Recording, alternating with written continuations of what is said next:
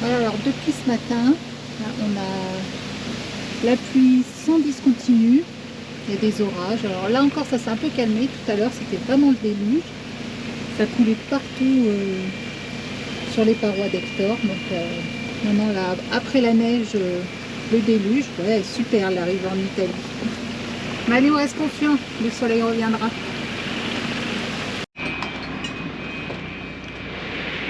Et en plus de la pluie, c'est vraiment la tempête. Là, on a un vent de folie.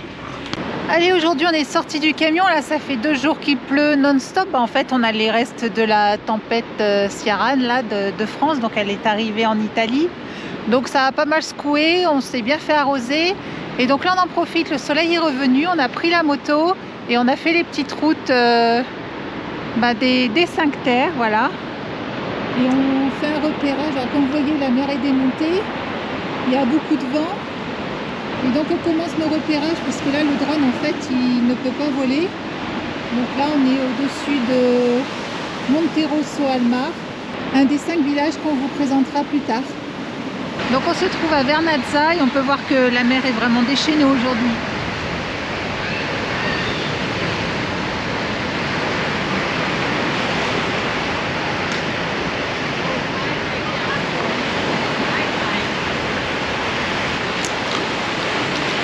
Il y en a une qui arrive.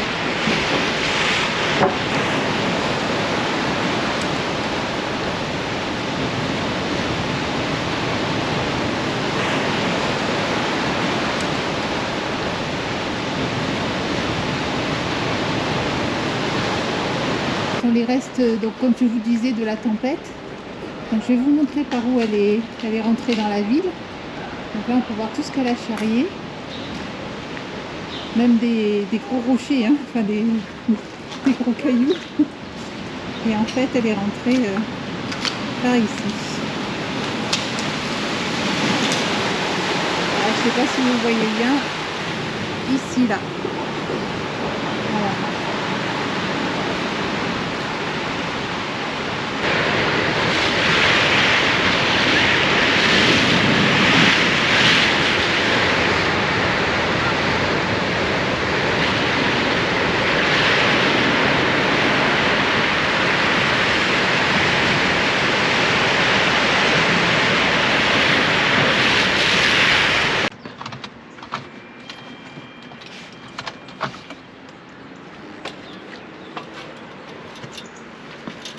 Allez, 8 h du mat, on est motivé, hein.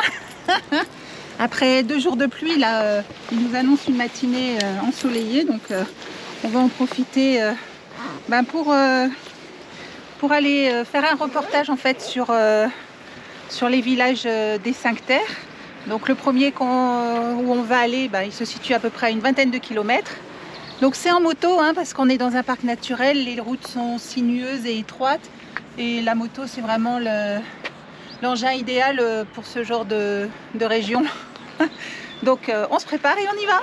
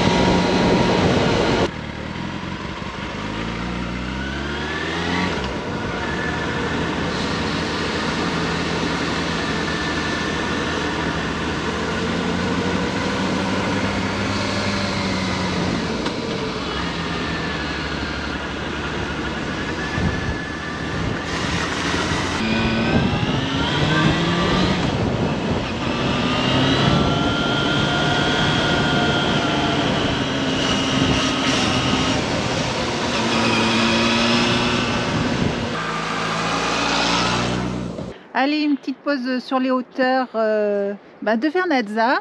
Un des plus pittoresques aussi, avec ces maisons tours colorées, donc en rouge, jaune, enfin les couleurs de la région, quoi. Avec son petit port de pêche. Allez, on vous y emmène.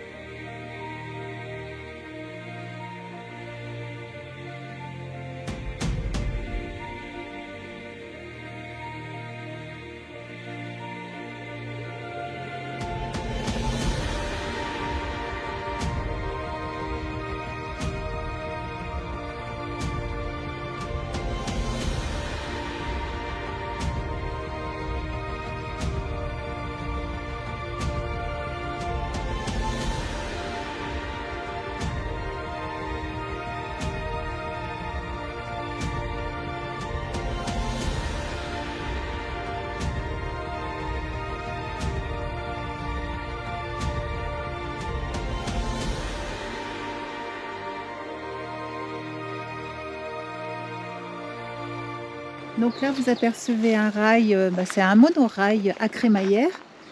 En fait, il faut savoir qu'ils ont été installés au sein du parc des 5 Terres dans les années 1980 pour permettre aux cultivateurs de remonter leurs récoltes des terrasses, donc des vignes, des oliviers, des vergers, voilà, qui sont cultivés en terrasse sur tout le parc. Donc il y en a plusieurs disséminés à travers le parc. Nous, on en a vu une dizaine déjà sur la route. Mais, donc on pense qu'il y en a beaucoup plus. Donc encore un autre. Donc avec celui-ci, on voit bien l'utilité de l'engin. Vous voyez les pentes très, très abruptes, pratiquement à la verticale. Donc pour monter ou descendre, même d'ailleurs, récolte ou divers matériaux aussi pour travailler sur les plantations. Voire même peut-être les courses aussi, parce que s'il y a une maison là-haut, pour les monter, c'est beaucoup plus simple quand même par ce moyen de locomotion. Donc là, on se dirige vers Vernazza. Donc quand on vient de la route, le seul accès, c'est à pied, parce qu'en haut, de toute façon, il y a une barrière qui interdit l'entrée des véhicules, des voitures. L'accès est seulement autorisé pour les résidents, et pour les touristes, c'est à pied. Ou sinon, c'est par le train, voilà, qui relie tous les 5 villages entre eux, et voilà, c'est un moyen aussi d'y accéder. Et le troisième accès, c'est un sentier de randonnée pédestre, donc qui serpente le long de la côte et qui est très joli à se faire, et pareil, qui relie les 5 villages du premier jusqu'au 5e. Donc nous y voilà, après 600 mètres de marche depuis le parking. Donc on arrive vraiment sur la rue principale du village. Donc là on peut voir toutes les maisons colorées. Donc ça part du vert, du jaune, du rouge, du rose. Là, ce sont des maisons tours, comme je le disais, et ont 3-4 étages de hauteur. Donc la couleur permet pour les maisons qui sont en bord de mer, elle permettait aux pêcheurs de repérer en fait leur habitation depuis la mer. Joli ça.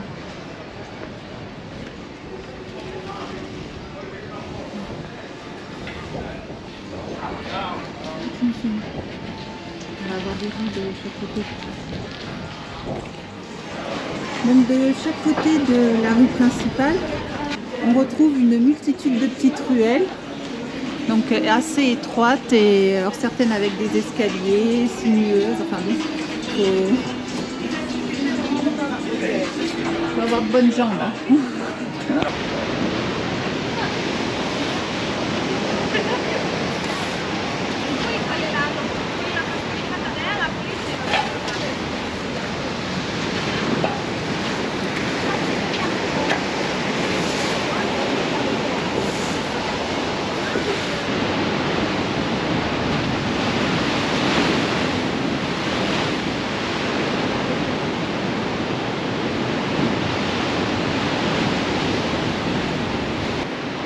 Changement d'ambiance aujourd'hui, la mer s'est calmée par rapport à hier. Le soleil est un petit peu plus présent aussi, ce qui donne vraiment une ambiance vraiment autre par rapport à hier. Il y a eu un petit peu de nettoyage de fait en ville aussi. Donc voilà, les traces de la tempête s'effacent progressivement.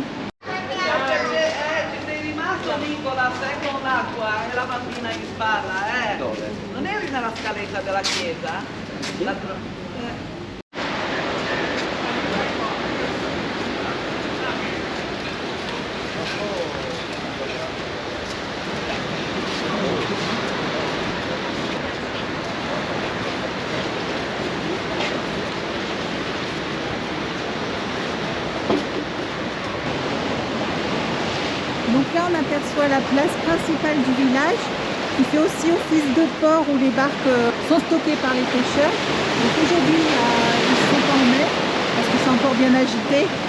Donc voilà, et comme vous le voyez, ils font le ménage, enfin ils effacent les stigmates de la tempête.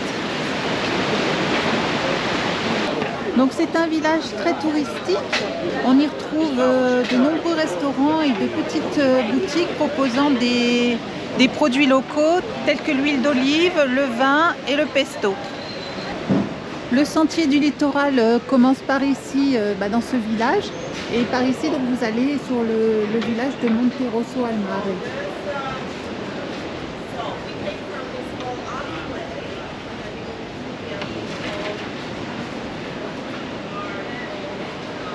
Donc là je compte pas les marches, mais il y en a quand même déjà pas mal.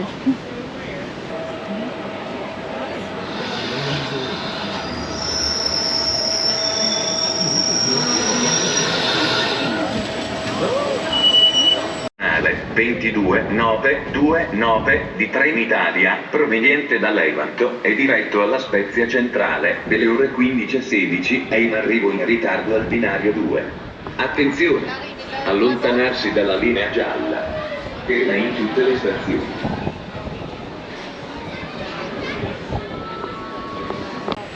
Donc les habitants des 5 villages des 5 terres vivaient pratiquement en autarcie. Donc les villages ont été désenclavés grâce à la construction du chemin de fer qui a ouvert les voies de communication. C'est très pratique parce que la circulation automobile est interdite dans les villages. Donc voilà, c'est le moyen de pouvoir s'y rendre. Cioè, non è che sta male, sta chiusa in casa con un letto, non è che sta un letto immobile.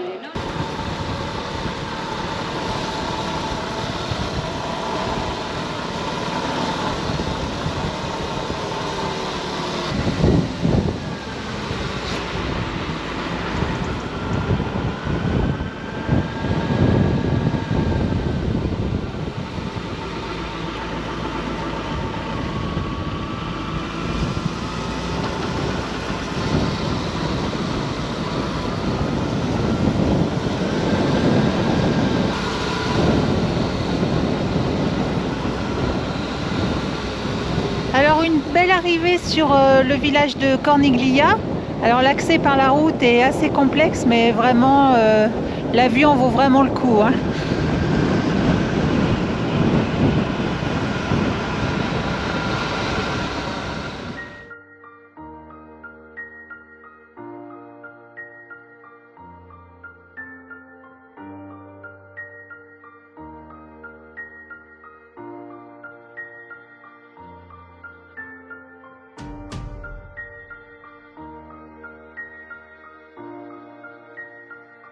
Donc comme vous pouvez le voir à l'image, ce village a été construit sur un promontoire rocheux.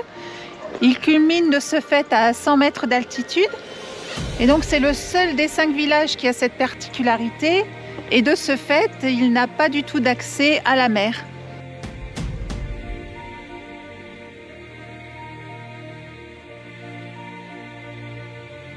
Donc Corniglia, c'est le second des villages que l'on visite du parc. Donc celui-ci est situé à peu près au milieu en fait du parc. Sa particularité, c'est que c'est le plus petit village avec 250 habitants.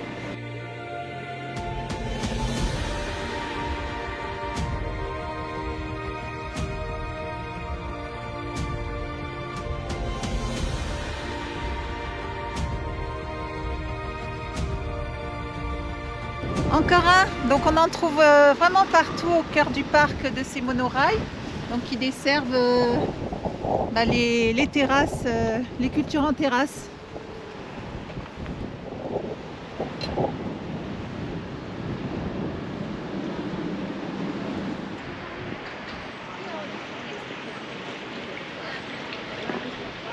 Donc là on retrouve les petites rues étroites vraiment typiques de ces villages des Cinq Terres.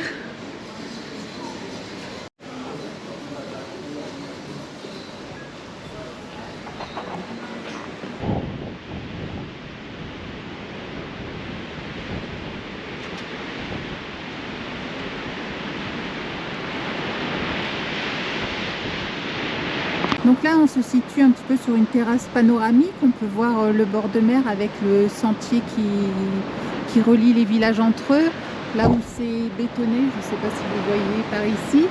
Et donc au fond là-bas, là on voit c'est Manarola, c'est donc un des 5 villages du parc.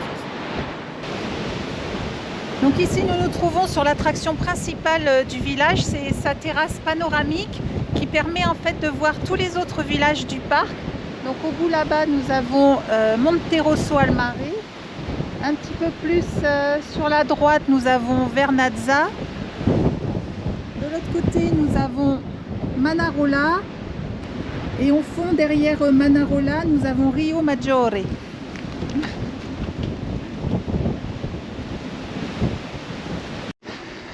Alors comme vous le voyez, le village est vraiment un labyrinthe de petites ruelles et on peut facilement s'y perdre. On a déjà fait au moins 2 fois demi-tour. Mais c'est sympa de déambuler dans ces petites rues. Donc voilà pour ces 3 premiers villages. Donc les 2 prochains, ça sera dans la prochaine vidéo. Donc si vous ne voulez rien rater de nos aventures, n'hésitez pas à vous abonner à notre chaîne. Et on vous souhaite une bonne semaine.